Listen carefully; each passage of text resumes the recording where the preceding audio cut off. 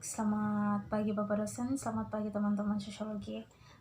Terima kasih atas kesempatan yang diberikan kepada saya.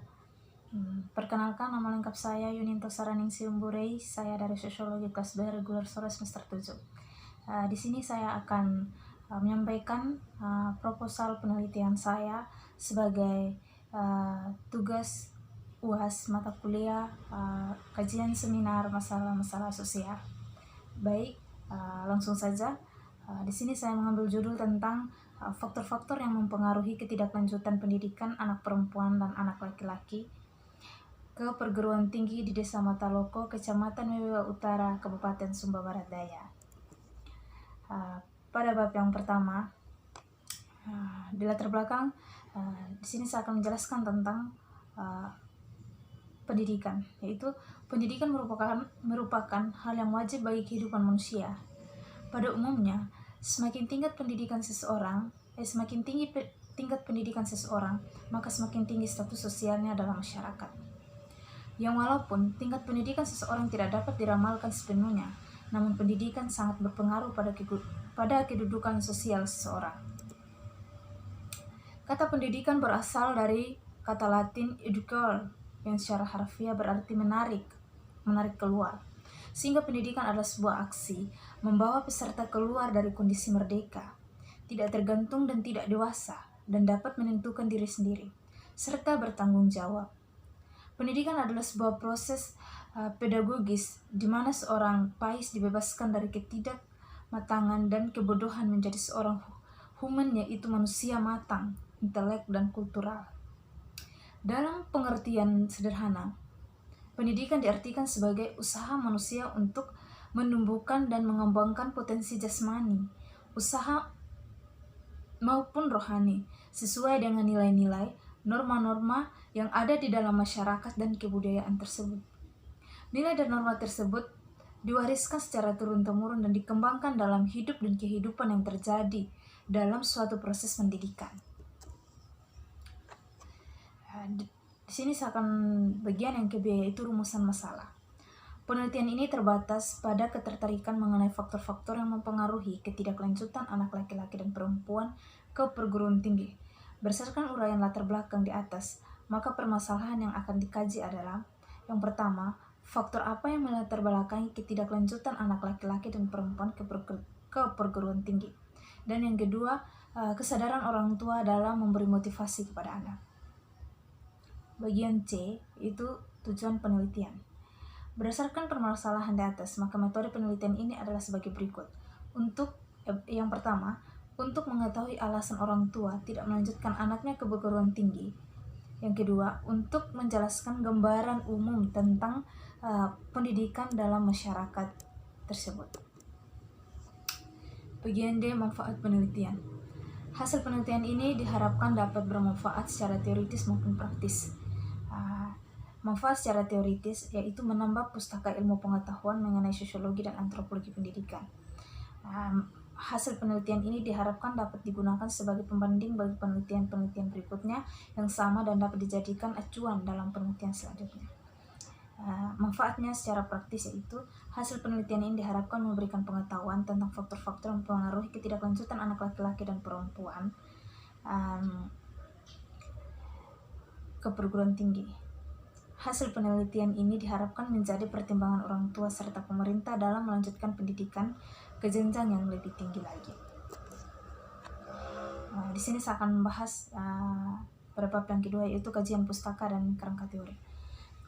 Kajian pustaka itu yang pertama, teori tindakan sosial Max Weber. Di sini saya menggunakan teori tindakan Max Weber. Di mana tindakan sosial menurut Max Weber adalah tindakan suatu individu sepanjang tindakan itu mempunyai makna atau arti subjektif bagi dirinya dan diarahkan kepada tindakan orang lain. Suatu tindakan individu yang diarahkan kepada benda mati tidak mau dalam kategori tindakan sosial. Meski tak jarang tindakan sosial dapat berupa tindakan yang bersifat membatin atau bersifat subjektif, yang mungkin terjadi karena pengaruh positif dari situasi tertentu. Bahkan terkadang tindakan dapat berulang kembali dengan sengaja sebagai akibat dari sebagai akibat dari situasi yang serupa atau berupa persetujuan secara pasif dalam situasi tertentu. Di sini ada 5 ciri pokok tindakan sosial menurut Max Weber. Yang pertama, jika tindakan manusia itu menurut aktornya mengandung makna subjektif dan hal ini bisa meliputi berbagai tindakan nyata. Yang kedua, tindakan nyata itu bisa bersifat membatin sepenuhnya. Yang ketiga, tindakan itu bisa berasal dari akibat pengaruh positif atau suatu situasi, tindakan yang sengaja diulang atau tindakan dalam bentuk persetujuan secara diam-diam dari pihak manapun. Yang keempat, tindakan itu diarahkan kepada seseorang atau kepada beberapa individu. Yang kelima, yang terakhir, tindakan itu memperhatikan tindakan orang lain dan terarah kepada orang lain itu juga. Yang kedua, pendidikan, di mana kita sebagai remaja atau sebagai anak bangsa, pastinya di dalam diri kita itu kita membutuhkan suatu pendidikan. Apalagi kita melihat sekian banyak orang di luar sana, yang pasti kita menginginkan sebuah pendidikan, dan kita juga bahkan menginginkan agar sama seperti teman-teman yang lain. Yang ketiga, faktor yang mempengaruhi pendidikan dalam masyarakat, yaitu ada faktor internal, faktor eksternal.